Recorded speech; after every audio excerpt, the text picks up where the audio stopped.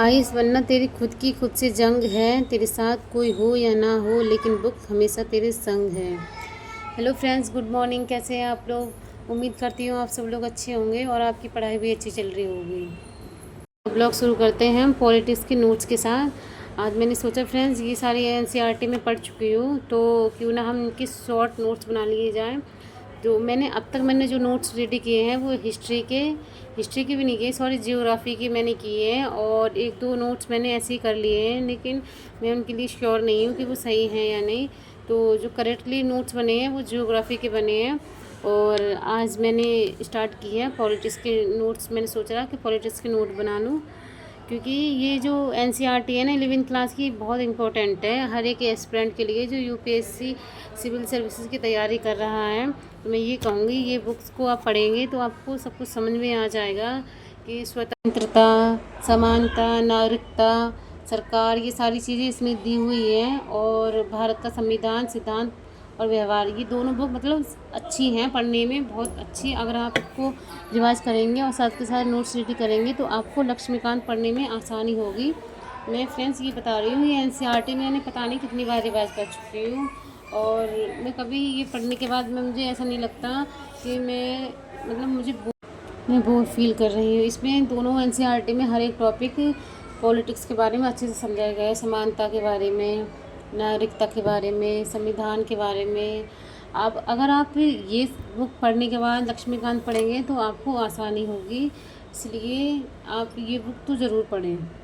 तो फ्रेंड्स, आज संडे था तो संडे वाले दिन का मेरा टारगेट रहता है कि मैं रिवीजन करूँ, जितना भी मैंने एक हफ्ते में पढ़ा है उसको रिवाइज करूँ, क्योंकि रिवाइज करना बहुत इंपॉर्टेंट है फ्रेंड्स। ऐसा नहीं है कि हम लिखते जा रहे हैं, पढ़ते जा रहे हैं और हमने कोई नोट्स भी नहीं बनाए हैं, ना हम चीज़ों का रिवाइज कर रहे हैं। तो आप, मुझे लगता है जितना आप पढ़ेंगे सब कुछ भूल जाएंगे, इसलिए सबसे ज़्यादा ज़रूरी है आपको रिवीजन भी करना है साथ के साथ। फ्रेंड्स, ज़िंदगी में कुछ चीज़ों को दोहराने से ही हमें याद होती हैं, और स्पेशली जब हम पढ़ाई करते हैं ना तो हमें ज़्यादातर रिवीजन करना पड़ता है। जैसे कि अगर आपको इंग्लिश नहीं आती है, मान लीजिएगा है, आप अगर इंग्लिश सीखना चाह रहे हैं तो एक वर्ड को जब कई बार बोलेंगे या मतलब कोई बात है उसमें रिपीट करेंगे, तभी वो वर्ड आपको आसानी से याद होगा। लेकिन आप चाहे कितनी भी बार लिख के रख लो कॉपी में, वो याद नहीं हो सकता है। इसलिए रिवीजन बहुत इम्पोर्टेंट है। और इस एग्ज़ाम के लिए तो मैं कहूँगी इसमें रिवीजन करने का तो बहुत बड़ा रोल है, क्योंकि आप जितनी बार रिवीजन करेंगे उतना अच्छे से आपको समझ में आएगा और आप भूलेंगे नहीं। लाइफ में कुछ चीज़ें आसानी से नहीं मिलती हैं फ्रेंड्स, उन्हें हमें बार बार दोहराना पड़ता है। या तो आप अपने सपनों से मुंह मोड़ लो, या फिर ये ठान लो कि आपको पूरा करना है।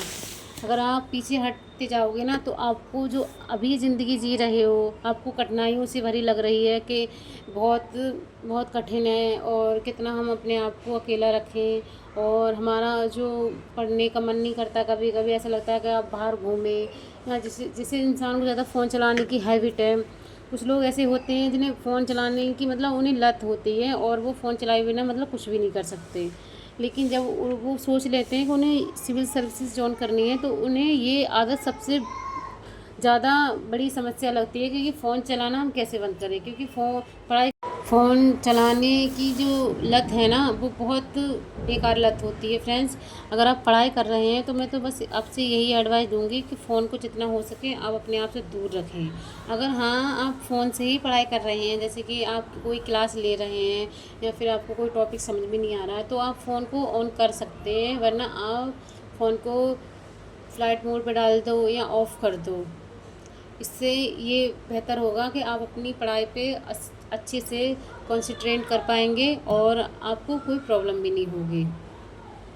ज़िंदगी में कुछ चीज़ों को पाने के लिए हमें बहुत कुछ त्यागना पड़ता है, और ये भी एक ऐसा एग्ज़ाम है कि आपको बहुत सारी चीज़ों को इग्नोर करना पड़ेगा। आपकी जो हैबिटें हैं, आपको दिन में घूमना अच्छा लगता है, शाम के टाइम आपको बाहर निकलना अच्छा लगता है, तो आपको वो टाइम जो आप घूमने में वेस्ट करते थे ना, वो इस टाइम आपको पढ़ाई में लगाना पड़ेगा। अगर आपने सोच लिया है कि आपको अपनी ज़िंदगी में कुछ बड़ा हासिल करना है।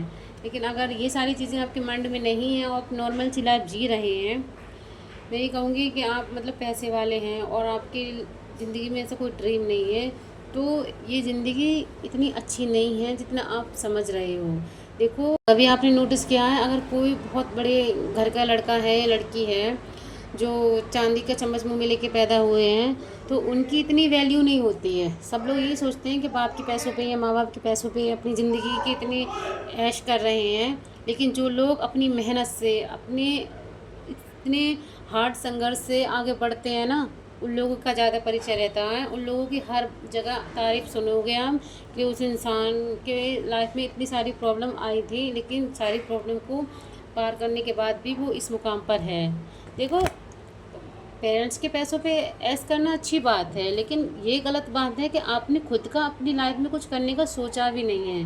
बस आप ये सोच रहे हो कि आप बहुत पैसे वाले हो तो आपको करने की क्या ज़रूरत है। देखो, पैसा आता जाता रहता है, ये तो एक समय में किसी के पास भी नहीं रुका है।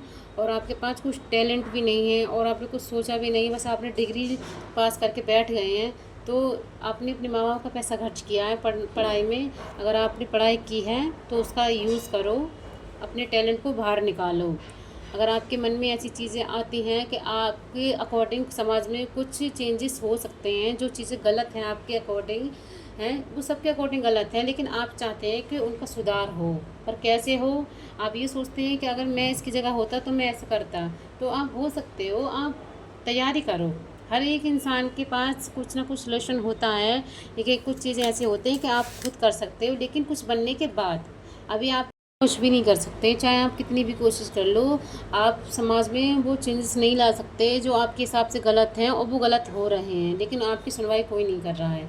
वो तभी पूरे हो सकेंगे जब आप कुछ बन जाओगे और आप खुद ही करवाओगे उन सारी चीज़ों को जो गलत हो रही हैं। इसलिए आप मेहनत करो। आपकी ज़िंदगी में करने के लिए बहुत कुछ होता है। कुछ लोग भगवान को दोष देते रहते हैं कि भगवान ने मुझे क्या दिया है। भगवान आपसे डायरेक्टली आके थोड़ी ये बोलेंगे कि तुम्हारी ज़िंदगी में ऐसा हो सकता है अगर तुम कोशिश करोगे। कुछ चीज़ें ऐसी होती हैं जो आपकी ज़िंदगी में होती हैं, आपकी किस्मत में होती हैं। बस भगवान आपको हिंट देते हैं कि बेटा तुम इतनी मेहनत कर लो, आगे चल के तुम्हारी लाइफ सेट हो जाएगी।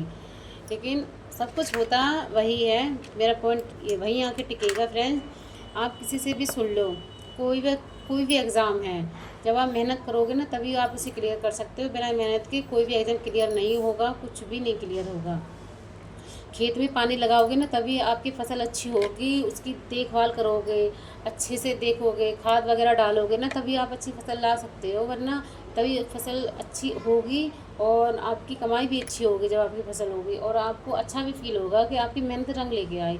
वहाँ पर भी तो आपको मेहनत करनी पड़ेगी ना।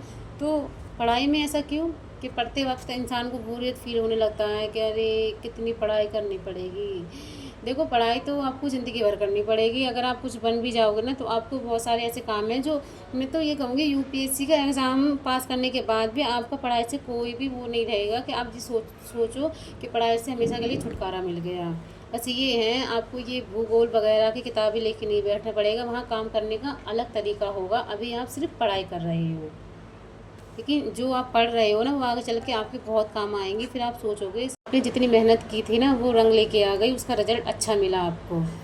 इसलिए फ्रेंड, इसलिए मेहनत करने से कभी भी मत कतराओ, जो कर रहे हो उसे करते रहो। फ्रेंड्स, अगर आपको मेरा वीडियो अच्छा लगा हो तो प्लीज़ मेरी वीडियो को लाइक करना, इन चैनल को सब्सक्राइब करना। और अब हम मिलते हैं अपने अगली ब्लॉग में। तब तक आप अपना ध्यान रखना, अपनी पढ़ाई भी अच्छे से करते रहना, क्योंकि पढ़ाई बहुत ज़रूरी है। इसलिए आप अपनी पढ़ाई से कभी मत भागो। जितना हो सके अपना टाइम सिर्फ पढ़ाई पे वेस्ट करो, और ऐसी वैसी जगह पे मत वेस्ट करो जहाँ उस टाइम की कोई वैल्यू नहीं है और ना आपकी कोई वैल्यू है। फ्रेंड्स, अब हम मिलते हैं अपने अगली ब्लॉग में।